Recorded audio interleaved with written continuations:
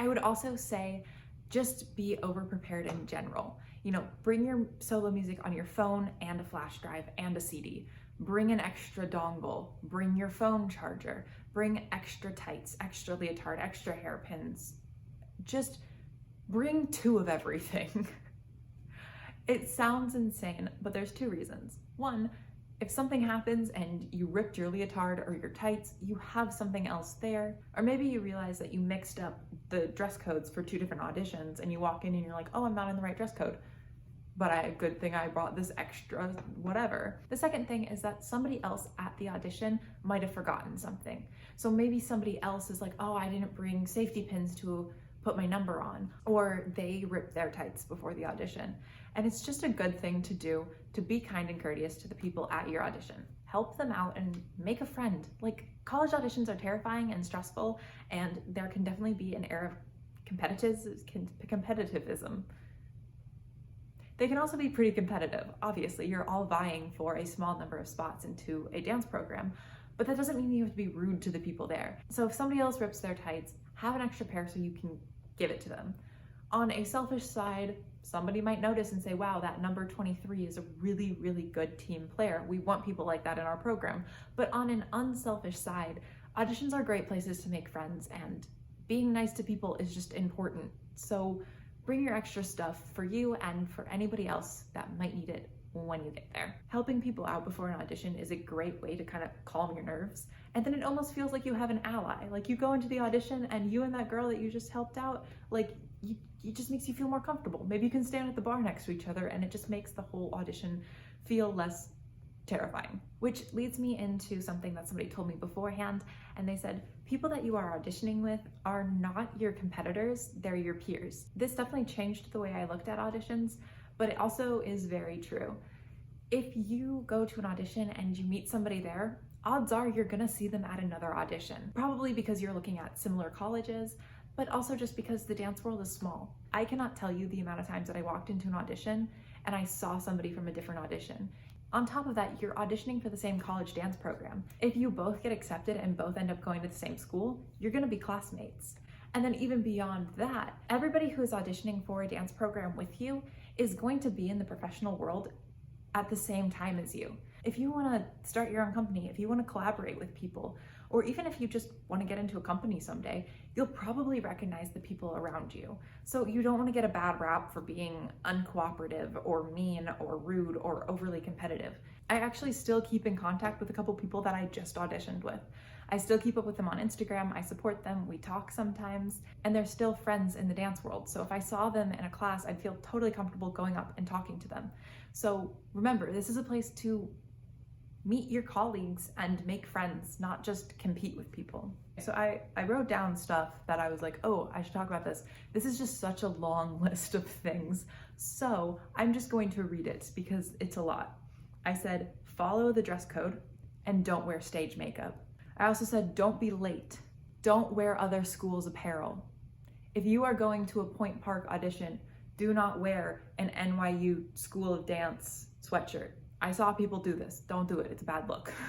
If you're making small talk with other dancers before or after the audition, don't be like vulgar or rambunctious. And also keep talking about other schools to a minimum. Asking like, oh, where else are you applying is an okay question, but don't go into how you thought this school did a better audition and this one was more organized.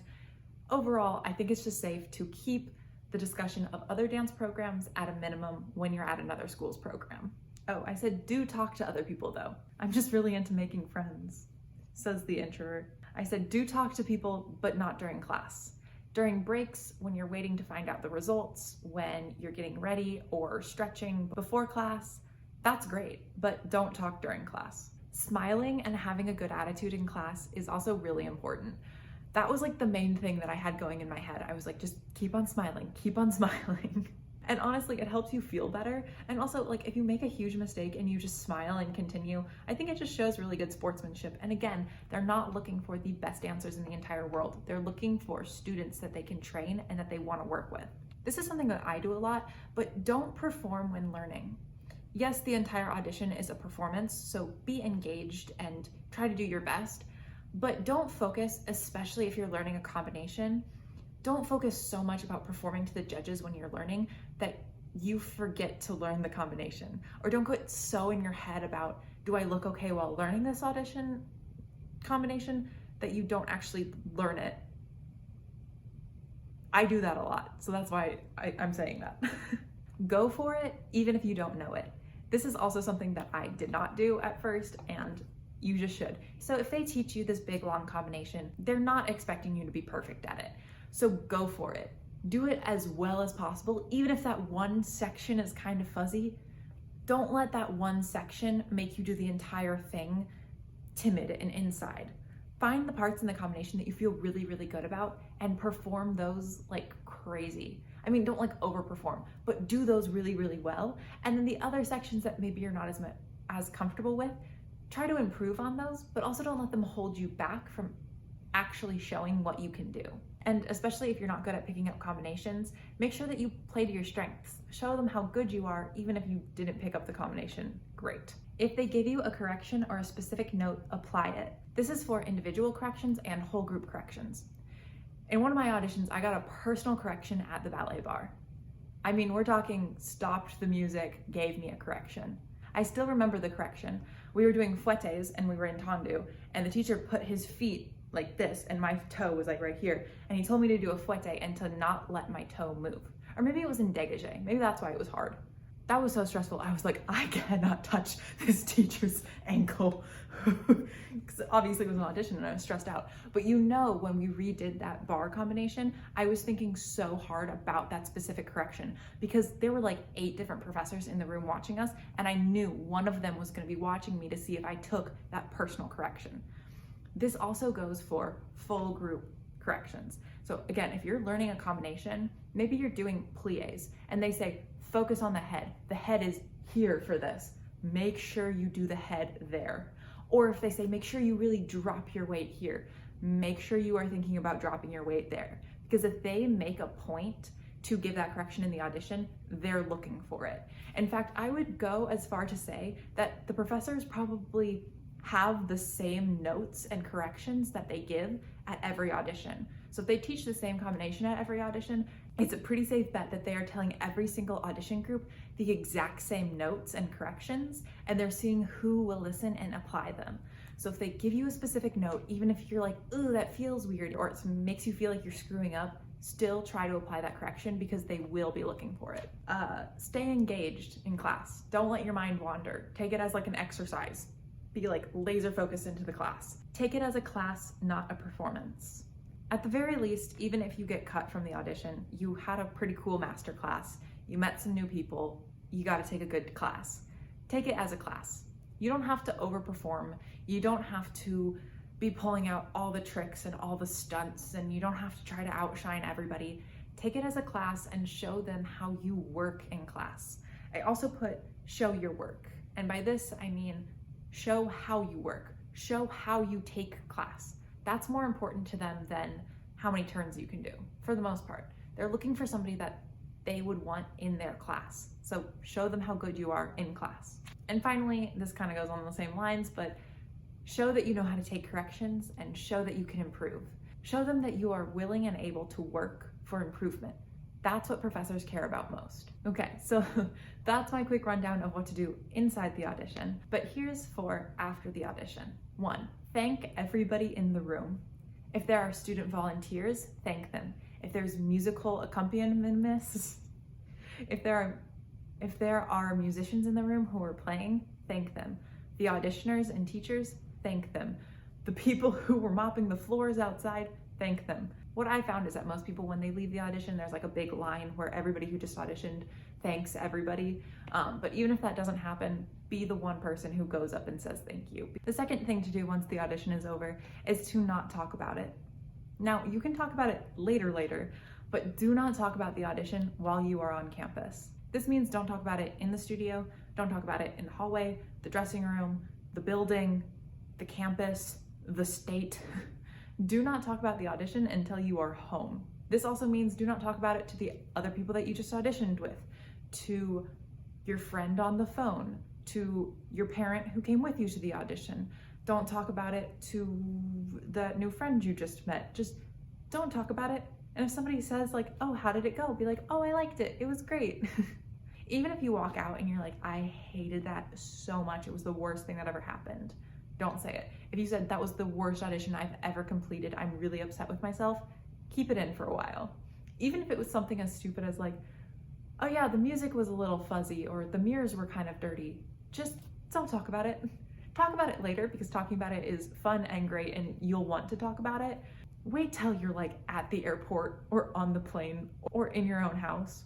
The reason why is because you don't know who's listening. You know, if you're in the hallway waiting for the audition results to come out, you don't know if the door is thin. You don't know if the professors who are talking about the audition in the studio can hear the people outside.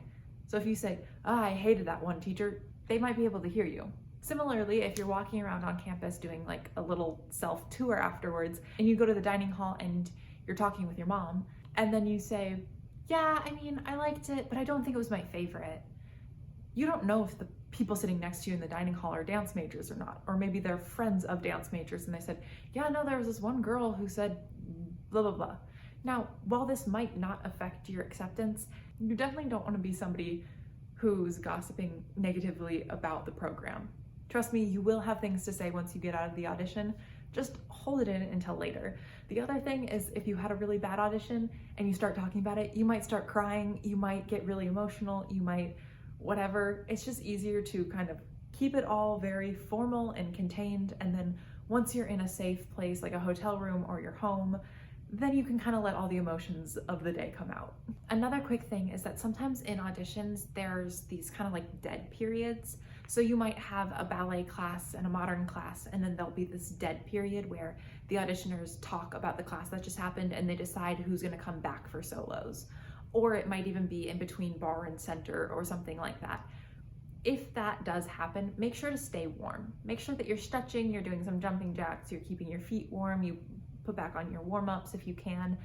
The reason being is that they might take 45 minutes to decide who's coming back for the solo round. And you might be number 32, but if you're the first girl who was chosen to stay for the solos, next thing you know, they might be like, okay, in 5 minutes, we need number 32 to do their solo. And if you're cold, you have 5 minutes to re-warm up to do your solo. So I would highly recommend just staying warm just in case. And if you don't make it, which I don't think I ever made it to a live solo round. I don't think I did. If you don't make it, then you're just warm and then you'll cool down once you leave. This is a tip that I had to implement a lot. If you get cut, go up, thank the auditioners, and then leave with your head up. And then if you need to cry on the subway on your way back to the airport, do that. But don't cry in the building. It really sucks to get cut. But again, I mean, you'll probably see a lot of these people in the future. You might come to this college eventually to do an audition for a professional gig, or you might just run into the professors in the future. For whatever reason, it's just good to keep a good, classy, professional air, even if they cut you. So just, you know, go up, say thank you, and leave with your head held high. Finally, I think that these are the two most important things to remember.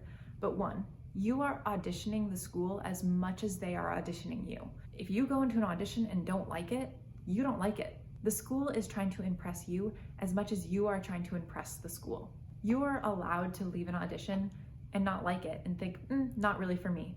Just as much as the schools are allowed to watch you dance and go, not really for us. And finally, this is just something you always have to remind yourself when you're auditioning for colleges, but if the college doesn't want you, you probably don't want them.